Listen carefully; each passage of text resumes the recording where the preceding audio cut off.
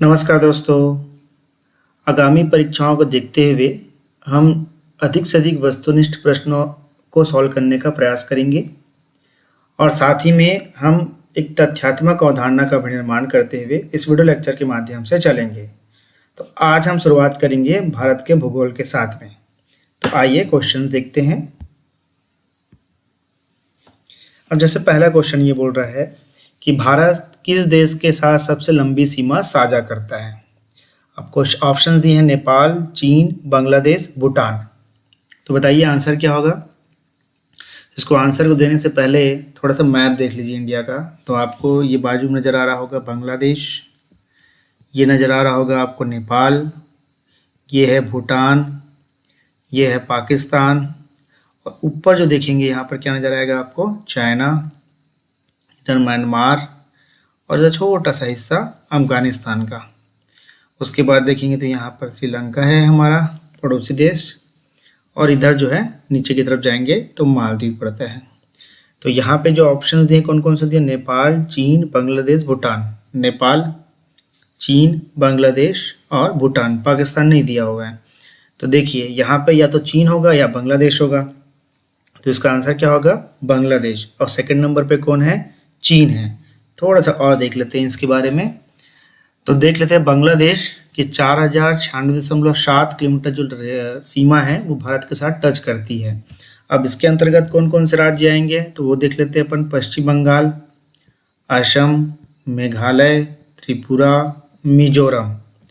मतलब इसके साथ कौन कौन से जुड़ेंगे, नॉर्थ ईस्ट हमारे जो स्टेट्स हैं वो स्टेट्स के साथ सीमा रेखा बनाएंगे बांग्लादेश के साथ। फिर से मैप देख लेते हैं। ये देखिए बीच में है बांग्लादेश, इसीलिए नॉर्थ ईस्ट के स्टेट और ये पश्चिम बंगाल दोनों क्या करते हैं, सीमा रेखा बनाते हैं किसके साथ, बांग्लादेश के साथ। फिर से एक बार देख लेते हैं। पश्चिम बंगाल, असम, मेघालय, त्रिपुरा और मिजोरम, कुल 4096.7 किलोमीटर। दूसरा स्थान किसका है, चीन का है। तो चीन के साथ कौन कौन जुड़ेगा, जम्मू कश्मीर, लद्दाख, हिमाचल प्रदेश, उत्तराखंड, सिक्किम और अरुणाचल प्रदेश का हिस्सा जुड़ेगा। और अभी भारत और चीन के बीच में सीमा को लेकर डिस्प्यूट चल रहा है और भारत और चीन की जो सीमा रेखा है उसे मैकमोहन लाइन के नाम से भी जाना जाता है। उसके बाद देखते हैं पाकिस्तान। पाकिस्तान के साथ कितने किलोमीटर लंबी रेखा बनाती है, ये 3323 किलोमीटर। कौन कौन से राज्य टच करते हैं, गुजरात, राजस्थान, पंजाब और जम्मू कश्मीर। नेपाल के साथ 1751, उत्तर प्रदेश, बिहार, पश्चिम बंगाल, सिक्किम और उत्तराखंड। म्यांमार के साथ 1643, अरुणाचल प्रदेश, नागालैंड, मिजोरम और मणिपुर। भूटान के साथ 699, सिक्किम, असम, पश्चिम बंगाल, अरुणाचल प्रदेश। अफगानिस्तान के साथ बहुत कम 106, कौन सा, जम्मू कश्मीर। लेकिन ये जो हिस्सा जो टच करता है भारत का वो किसके पास है, कश्मीर के पास, इसलिए से क्या, पाकिस्तान के पास, इसलिए से क्या करते हैं, पाक अधिकृत कश्मीर। तो इसलिए इस क्वेश्चन का आंसर क्या होगा, बांग्लादेश। सेकंड नंबर पे कौन सा आएगा, चाइना। सतपुड़ा पर्वत श्रृंखला का सबसे ऊंचा पर्वत शिखर कौन सा है।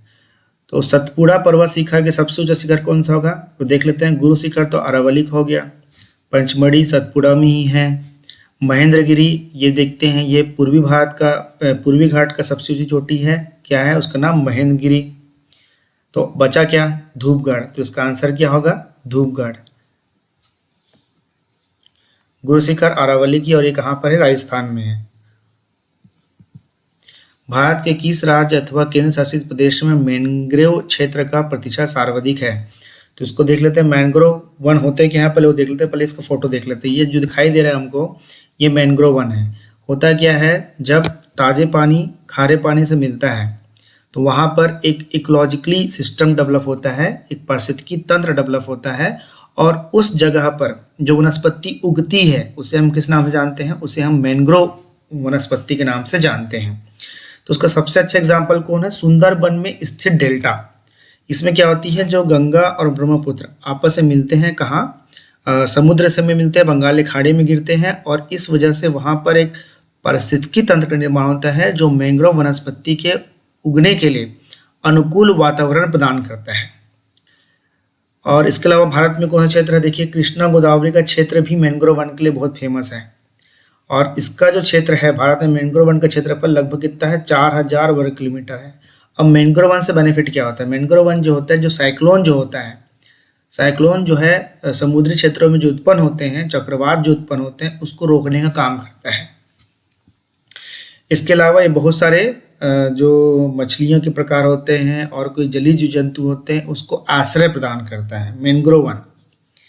तो इसका जो आंसर होगा, भारत किस राज्य अथवा केंद्र शासित प्रदेश में मैंग्रोव क्षेत्र का प्रतिशत है, तो उसका आंसर क्या होगा, पश्चिम बंगाल। यहाँ पे मैंने बताया ना, सुंदरवन जो है डेल्टा पाया जाता है, वहाँ पे जो वनस्पति होती है वो मैंग्रोव वनस्पति है, और वहाँ पे जो मैंग्रोव वनस्पति है उसका नाम है सुंदरी। तो उसी के नाम पर क्या पढ़ा है, इसका नाम सुंदरवन डेल्टा। तुंगभद्रा बहुउद्देशीय परियोजना कर्नाटक और आंध्र प्रदेश के बीच संयुक्त उद्यम है। तुंगभद्रा किसकी सहायक नदी है, बताएं, तुंगभद्रा किसकी सहायक नदी है। तुंगभद्रा बांध कर्नाटक के बल्लारी जिले में है ना, और ये बहुउद्देशीय परियोजना है। ये क्या काम करता है, सिंचाई भी करता है, विद्युत उत्पादन के लिए जो विद्युत भी पैदा किया जाता है हाइड्रो इलेक्ट्रिक प्रोजेक्ट के द्वारा। इसके अलावा बाढ़ नियंत्रण का काम भी करता है। कब प्रारंभ हुआ था, 1953 में। तुंगभद्रा किसकी सहायक नदी है, तो उसका आंसर क्या होगा, कृष्णा। तो थोड़ा सा और मैप देख लेते हैं। यहाँ पे आपको दिखाई देगा कृष्णा, कावेरी और गोदावरी, 3 प्रमुख नदियां हैं दक्षिण भारत की। ठीक, तो उसके बाद थोड़ा सा और डिटेल देख लेते हैं, कृष्णा नदी के बारे में देख लेते हैं। तो कृष्णा नदी पश्चिमी घाट के महाबलेश्वर से निकलती है। अब ये पश्चिमी घाट कहाँ पर, उसको भी थोड़ा सा देख लेते हैं मैप में हम। ये जो रीजन जो दिखाई देगा हमको, ये जो रीजन, ये पश्चिमी घाट है, और ये जो रीजन हमको दिखाई देगा, ये कौन सा रीजन है, पूर्वी घाट है। तो पश्चिमी घाट से किसका उद्गम होता है, कृष्णा नदी का उद्गम होता है। कहाँ से, महाराष्ट्र के महाबलेश्वर से ये इसका उद्गम होता है। इसकी लंबाई कितनी है, 1400 किलोमीटर। अब लंबाई को भी हमको याद रखना जरूरी है, क्योंकि पिछले साल जो CGPSC प्री का पेपर हुआ था उसमें लंबाई से संबंधित भी प्रश्न आए थे, इसलिए हमको इसकी लंबाई को भी याद रखना है। तो इसकी लंबाई कितनी है कृष्णा नदी की, 1400 किलोमीटर है।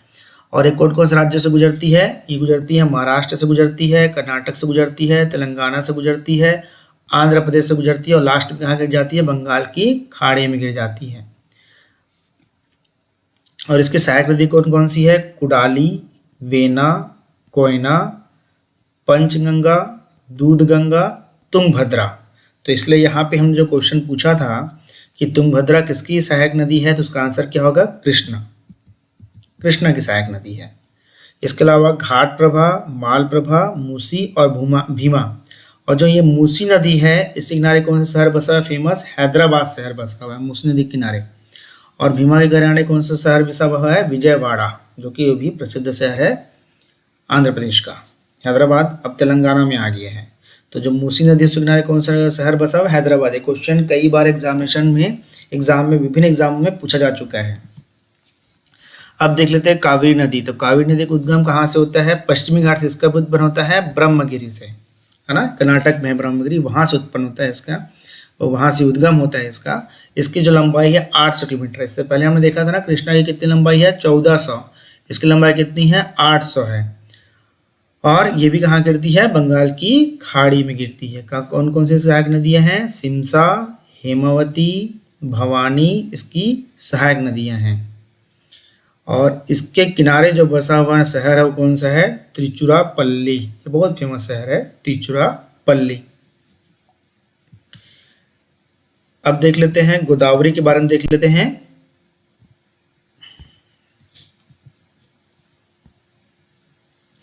गोदावरी के बारे में देखते हैं हम, गोदावरी नदी के बारे में। तो गोदावरी को दक्षिण की गंगा भी कहा जाता है। गोदावरी को दक्षिण की गंगा कहा जाता है,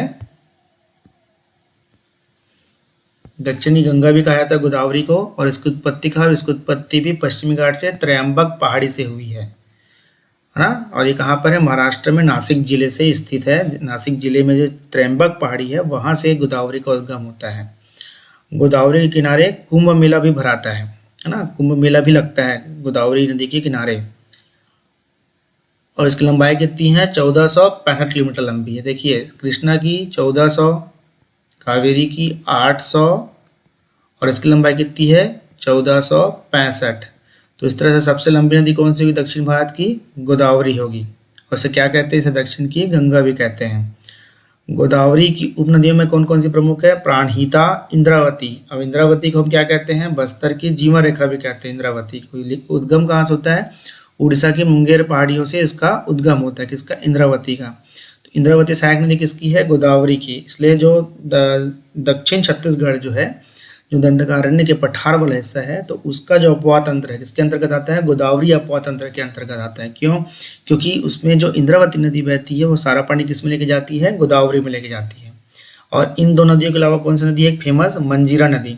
तो ये तीनों नदियाँ क्या हैं, बहुत फेमस जो है गोदावरी की सहायक नदियाँ हैं।